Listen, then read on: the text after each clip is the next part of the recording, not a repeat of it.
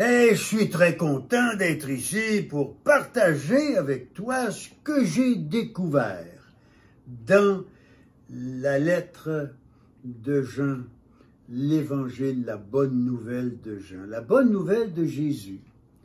Voici un passage, c'est Jean chapitre 4, verset 6.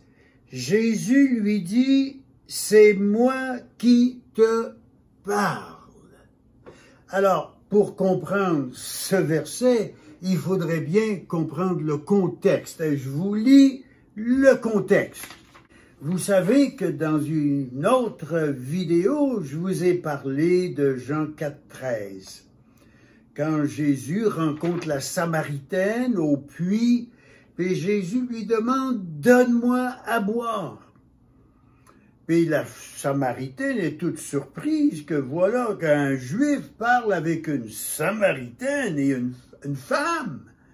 Alors, Jésus lui dit à la Samaritaine, on l'a déjà vu, « Celui qui continue à boire de cette eau, l'eau de ce puits, aura encore soif. Mais celui qui boira une seule fois de l'eau que moi je lui donnerai n'aura absolument plus soif, jamais. » C'est une comparaison, on peut dire, entre la religion de cette dame qui ne satisfait jamais et ce que Jésus donne qui satisfait complètement une fois pour toutes. Donc, c'est ça le contexte, c'est cette même conversation qui continue. Puis on arrive à la fin de la conversation.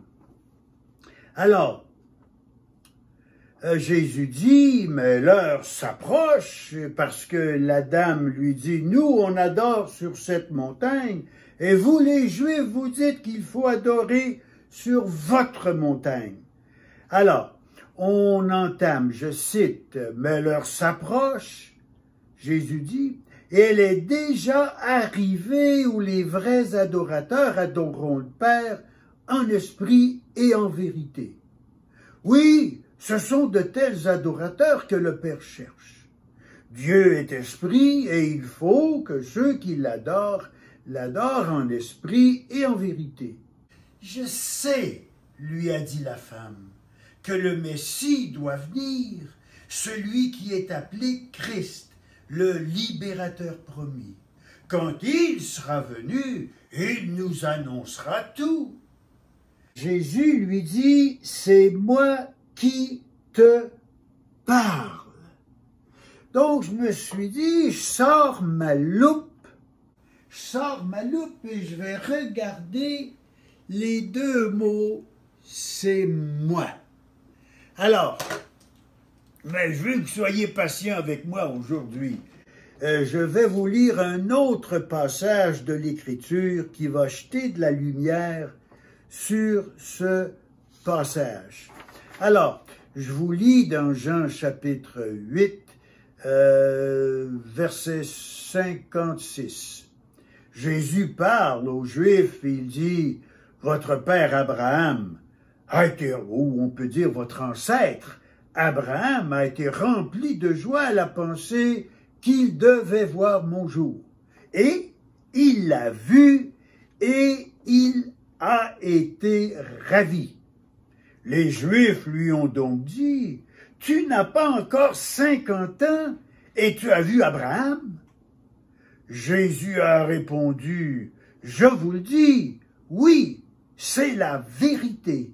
Avant qu'Abraham soit né, moi, je suis. » Toutes les traductions que j'ai vérifiées traduisent Jean 8, 58 par « Avant qu'Abraham soit né, moi, je suis. » C'est pas une grammaire correcte de dire « moi, je suis ». Mais laissez-moi vous dire, pour vous aider à comprendre, la note, lorsque vous allez voir le message de Dieu, l'Évangile selon Jean, vous allez voir qu'il y a des notes à la fin. Et voici la note sur ce que je viens de vous lire. Avant qu'Abraham soit né, moi je suis. Les paroles de Jésus. Je suis. Voici la conversation entre Dieu et Moïse lorsque Dieu l'envoie pour faire sortir son peuple hors d'Égypte. Et je cite, « Voici, a dit Moïse, j'irai vers les fils d'Israël et je leur dirai, le Dieu de vos pères m'envoie vers vous. Mais si on me demande quel est son nom, qu'est-ce que je dois leur répondre? Et Dieu a dit à Moïse, je suis celui qui suis. Et il a ajouté, voici ce que tu diras aux fils d'Israël. Je suis, m'envoie vers vous. C'est le passage dans le livre de l'Exode, chapitre 3, versets 13 et 14. Donc Dieu s'est donné le nom de « Je suis ». Tu diras aux fils d'Israël, « Je suis, m'envoie vers vous ». Dieu s'est donné le nom de « Je suis » parce qu'il a toujours existé. L'éternel présent est quelque chose qui nous échappe. Et il y a aussi un jeu de mots. « Je suis » ressemble beaucoup en hébreu à l'éternel, nom lui-même donné au verbe, lié au verbe être. Jésus, ici, devant Moïse, se réclame donc être le « Je suis » ou l'éternel de l'Ancien Testament. Dieu dit à Moïse, lorsqu'il se dirige vers l'Égypte pour libérer le peuple qui est dans l'esclavage, et Dieu lui dit, Moïse, tu leur diras, je suis, m'envoie. C'est là son nom. Alors, le nom de Dieu, que Dieu lui-même se donne, est je suis.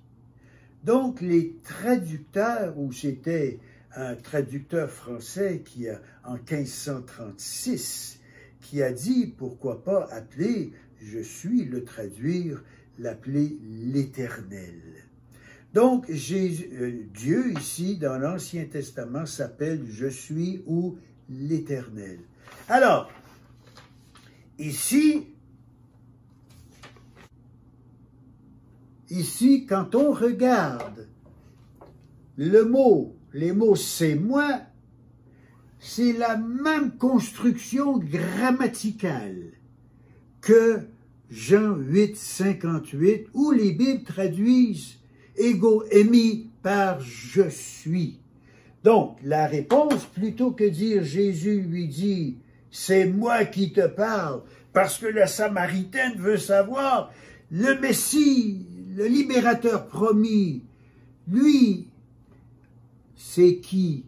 Quand il sera venu, comment le reconnaître? Et Jésus lui dit, c'est moi qui te parle. Mais, si on regarde de près, c'est moi, c'est la même construction grammaticale que Jean 8, 58, où Jésus dit, avant qu'Abraham soit né, moi, je suis.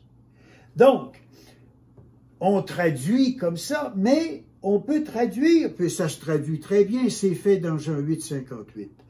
Jésus lui a dit, moi qui te parle, je suis.